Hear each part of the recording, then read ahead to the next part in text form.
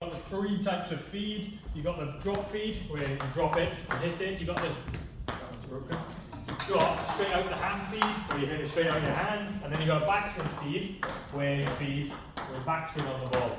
Again, I said in the level 1 the other week, backspin, myself and most other people would bounce it and feed it. I do know of a few people that feed it straight out their hands, but I think that's overcomplicating it and not very realistic. But yeah, so I would strongly advise sticking with that drop feed for the backspin with the multi-ball feed. Okay. In the level 1, speak about how it's an important training tool. It can be very good if you've got players that are not good enough yet to get a rally going between them. If you get them doing the multi-ball, obviously if they make a mistake, it doesn't matter because you keep going. It can be quite easy to get demoralised, obviously, if you can't do something, so risks them not coming back. Another reason why it's good is because you can hit like 300-400 balls in next to no time. It will take you much longer if you're rallying. And then a couple of drawbacks that we said in the level 1. With that 300 or 400 shots, if you're not quite on the ball or paying attention and they're not quite doing something right, then you've reinforced that bad habit, 300-400 times. So you just need to keep an eye and make sure you're watching them so that they're not doing anything too drastic and reinforcing a bad habit. I think that was then sort of the extent of the multi-ball covered on the level 1. So now we're going to sort of take it up a bit and we're going to look at training footwork with multi-ball. So we're going to be varying the placement. Okay, we're also going to have a look at a bit of in and out movement as well. Okay, so now it's going from just using multi-ball as a bit of a tool to coach beginners.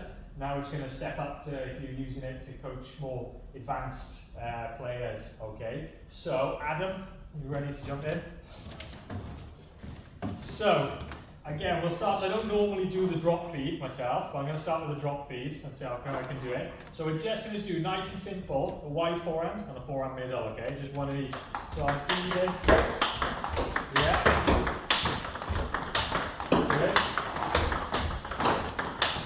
So instead of feed multi-ball for hours and hours, I can now do it when I look at Adam throughout the whole feed. Okay, so I don't need to look at the ball.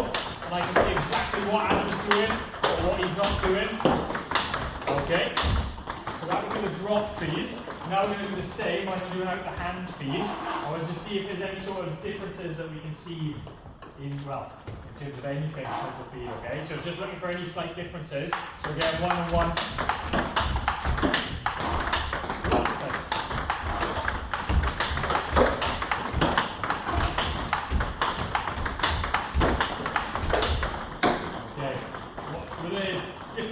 Drop feed and out with the hand feed? It always comes faster, and I'm receiving it. Yeah. So again, as I feed it, I think it's trickier to get the hang of out the hand, but once you get the hang of it, I feel it feels much more comfortable feeding it that way. I can do it much quicker. I wouldn't feel like I'd be able to do a drop feed quick enough to push someone of Adam's level, to the speed that they can do. If I was doing a drop feed as fast as I could, I think Adam could still go a little bit faster. Yeah, so I would always feed out the hand. So it is a little bit trickier initially to get the hang of, but worth it for then being able to, push players as much as you can. What else was a bit different with the feed? Might be a bit harder to sort of see in real time. Backspin, when you put it out of hand, you... Backspin or? Backspin, out of hand with backspin, some of the shots. Backspin or topspin?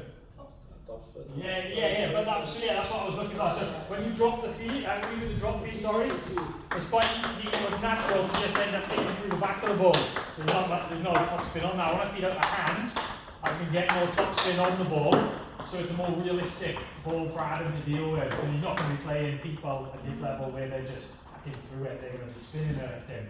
So yeah, it's another sort of tick in the box for out the hand feed as opposed to the drop feed. Okay. What the drop feed though does then have the benefit, if you're coaching lower level players, it's much easier for them because they can see you drop the ball, so it's easier for them to get the time in. Okay, so what I would say is players of a certain level do the drop feed. Once they reach a certain level, then you want to be doing the out the hand feed. Okay, let's have a look at moving it with backspin. Okay, so you're going to do one ball into your forehand side, your backspin, and one ball into the backhand side. Okay. So again, also dropping it.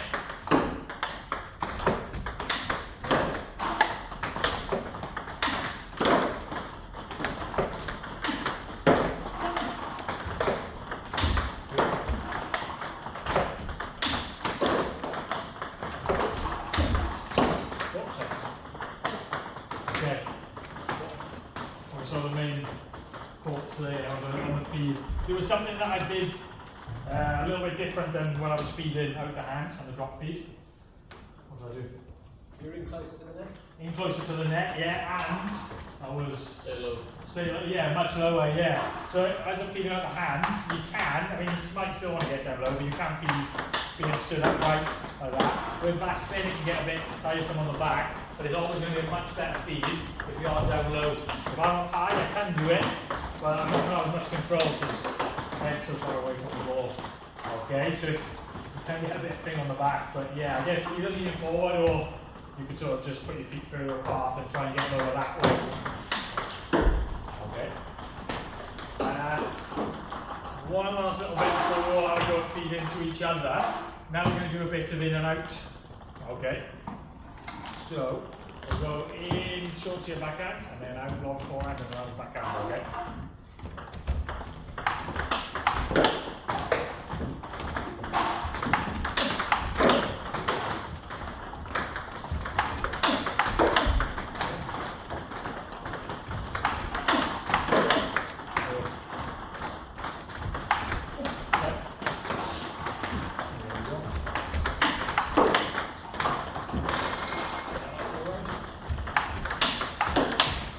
Okay. What, again, the slight differences then, as opposed to the other ones? How does it change over like basically how you feel like all the time basically? So you go from like quite, what is it like, when you're close to the net obviously you're going short, but then like you kind of lean back a little bit. Is it because like, I'll ask, is it because you're quite close to the net so you have to kind of lean back? So yeah, again, so when you feed in multi-ball, always have the question in your mind of how similar is this to a realistic feed, okay? How, you know, you want it to be as similar as possible. So for me to feed short, I'm going to be able to do it much easier if I'm in low with the backspin feed here, okay? If I'm feeding from back here, I might see that wasn't short. It's quite hard for me to get that short here. It's so much easier for me to just do that. Only problem is, if I do that from here, and I feed on my hand there, that's quite, you know, probably not that realistic. Yeah? You're more likely to, someone's going to hit it from back here. Okay, so I'd feed that there, and then I'd come back here to give Adam a chance, okay? Because as quick as it is, if I feed it from too close, yeah, it's really going to put him under the cosh. Okay, so I just, yeah, adjust my body position a little bit to try and make it as realistic as possible. Okay. So what we're going to do, we'll run through it with you guys having a go. If we spread the balls out, we've got a few tubs. So we'll have 3 tables going at once. Just start off with a drop feed, where you're moving them, then out the hand feed, then the backspin feed, and then an in and out feed. Okay, so you've got 4. You can break it up though by rotating around, okay? So you don't have to do ages of multi-ball yourselves, okay? So, if we chuck 2 balls in here.